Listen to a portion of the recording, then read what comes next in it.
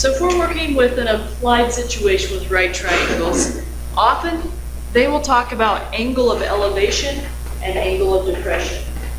So angle of elevation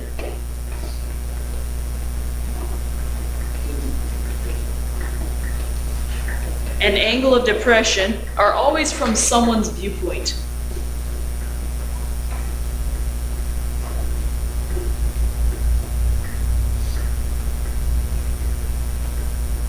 It's an angle measured from horizontal with someone's viewpoint.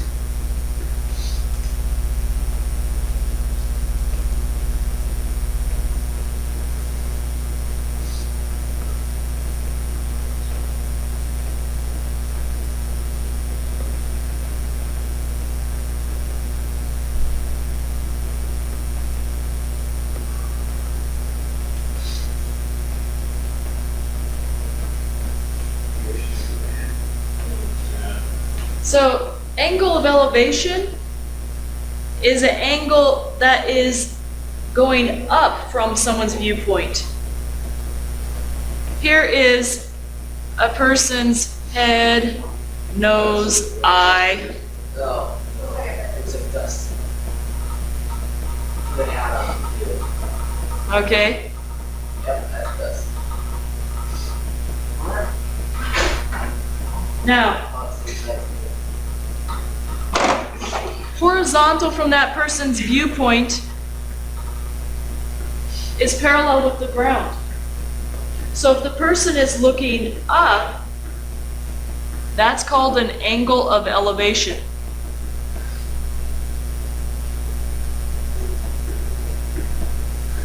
If the person is looking up, that's an angle of elevation.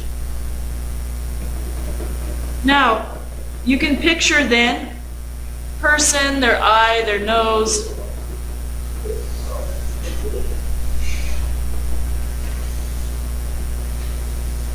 Horizontal from their viewpoint is parallel with the ground. If they're looking down, this angle down is an angle of depression. You will recognize that if you start looking at this, you can have a right triangle. All you have to do is go perpendicular to the ground right here, and you have a right triangle, don't you? Perpendicular to the ground right here, and you have a right triangle. So,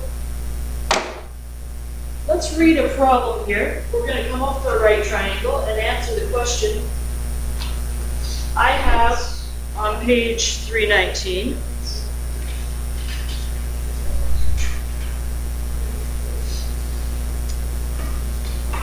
Number 4. An advertising blimp hovers over a stadium at an altitude of 125 meters.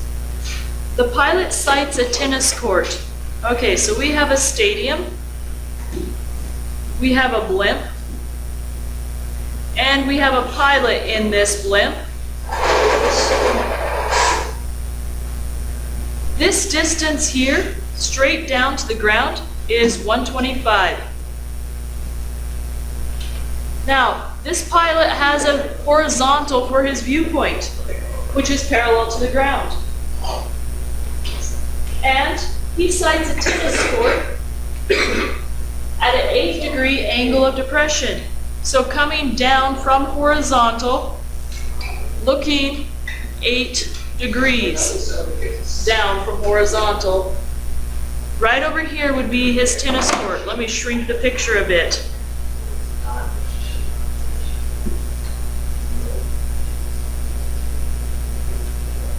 So right here is a tennis court.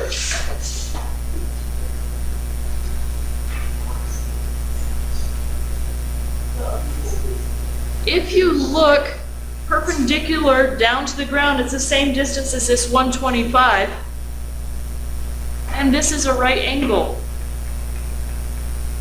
Now the question might be, let's read it. Find the ground distance in a straight line between the stadium and the tennis court. This ground distance in a straight line is going to be the same as this distance right here.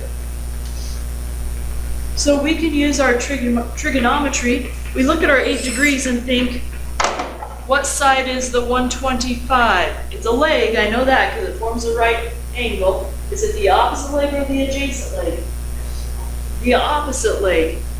And then, what side is the x? So what trig function works with opposite leg and adjacent leg? We write then, tangent of 8 degrees equals opposite leg over adjacent leg, 125 over x. And here again, we look up this decimal and think of it as over 1, and then we can cross multiply and solve for x. So it's the same thing you've been doing, little piece of vocabulary thrown in, and then working with your trig functions.